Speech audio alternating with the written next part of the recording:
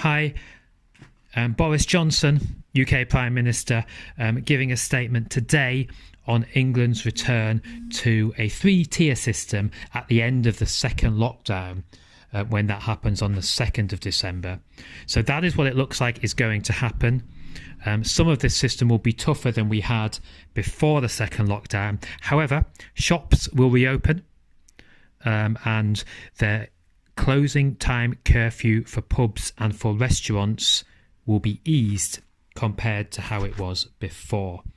Ahead of the announcement, myself and Matthew, on our walk through the city, spoke to people in York to learn what they would like to see happen in York when the second lockdown ends, what they would like to see open or not, and what they might be willing to sacrifice. What kind of things do you feel should happen when the lockdown comes to an end? Definitely not this rumour that's going around about the 5 days pretty much free for all at Christmas. Definitely not that, but other than that, kiss and wait and see, innit? How severe do you think the rules should be after the lockdown? I think it should be just relaxed for like a few days just for Christmas, but then it needs to be quite severe to like get a situation in hand, because if we don't get it in hand it will go like skyrocket, and then we won't find a normality like until the vaccine. I think they'll probably just go back into like a tier 3, tier 4 kind of situation, you know, but it's I don't know, it's getting people to be sensible, isn't it? That's the thing. It's not necessarily what the rules are, it's getting people to follow them and use a bit of common sense, and that's half the battle, I think. Just 35 miles away, 40 miles away is Hull, which at the moment is in a completely different situation to York. Yeah. York seems to have suppressed the virus, got it under control. Hull, the virus seems quite rife. Do you think that there should be very different ways of dealing with the virus in York to Hull, say? Yeah, I do. I think if there's a greater need for lockdown, for want of a better phrase, in certain areas, then I think it should be, personally, I think it should be more regional. And I think if there's, areas that are not suffering as badly, then perhaps they should be treated less. I mean, I guess the problem is that if you treat Hull in full lockdown, then the potential is that people from Hull will just travel to York to come and have a beer and have a meal. And I mean, it's busy in York today, it's still quite busy even though there's nothing open. So it is difficult. I accept it's very difficult for the people in charge. I guess from my perspective, I've just had a baby, so more like mum group things really. It's quite isolating. We're about a week and a half away from the end of the second lockdown. There's discussions about what might happen afterwards. What would you like to see happen after? I'd like to see things opened up. I think like heated outdoor spaces might be quite nice. So we've just been for food near the markets. Yeah. So more sort of spaces like that I think quite nice. We don't mind not seeing family and things if we don't need to. It seems like local places are closed, but like Wilco's open and things like that, whereas the little shops aren't. What kind of things would you like to see open? Independent places, I think, because they can't make money at the moment. Like hairdressers as well, they can't make money. What kind of things do you think should open? Again, I'm really mixed.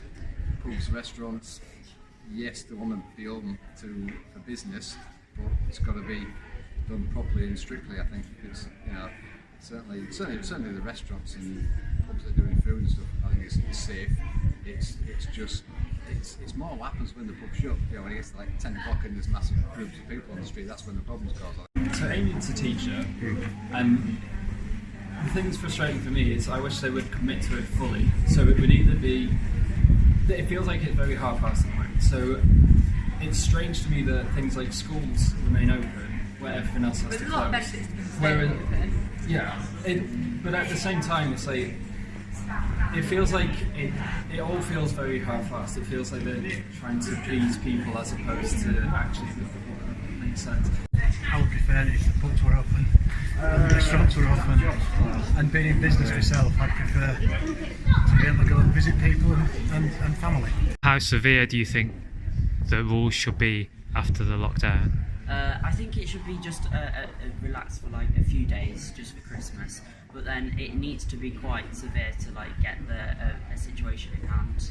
Because if we don't get it in hand, it will go like skyrocket, and then we won't find normality like until the vaccine. I'm more worried for independent restaurants. I suppose now at the moment you've got coffee shops and things doing sort of takeaway, but a lot of restaurants are relying now on places like Deliveroo to kind of deliver out. But I'm wondering on that front how much they're going to be able to sort of keep open and keep sustained really, and have a wide range of people ordering stuff. You do feel very, as a teacher going into secondary schools where the transition is high, you do feel quite at risk, not just for yourself, but if you then at Christmas you're allowed to see family, you're then putting them at risk as well, and it seems a bit unfair in a lot of careers they're not putting themselves at risk in the same way. What can we do if the government's not really giving us concrete guidance as so? Because it's considerate. It's what they're saying is not like you must do this. It's like if you can, and that's not like straight to the point. It just seems like this half-half approach isn't going to work. So either fully lock us down or open everything up. So things that you would be happy to sacrifice, going forward into the new year until we can see a way out of this.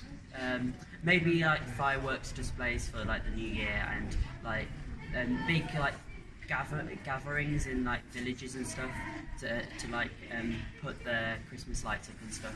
I think but I'm totally for small gatherings in like households and back gardens for like your family. I think we've sacrificed such a lot. I think we've given up an enormous amount as a country, and perhaps too much, if I'm being honest.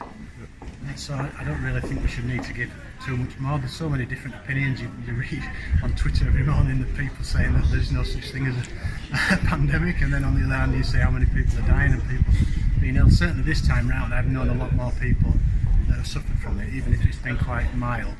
Whereas the first time round, I just didn't know anybody who'd suffered. My parents are both dead, but I don't really mingle with the older people, so I just didn't come across it, to be honest. But second time round I have. So long as we're not sacrificing the ability to go outside, because in the first lockdown there was literally so many restrictions on even time outside. We were only allowed about an hour, I think, but now it's unlimited just to be able to wander. And I think for the sake of preserving mental health and the rates of which were just as high as people with COVID, it was I think that's something that I would not sacrifice then. If people use common sense, it would be fine, but unfortunately they don't do that. That's top one of it. You're lucky to have had the birth when you did, because I hear now that midwives, they're having to put births back by a couple of months, so people are having to wait. Oh, really?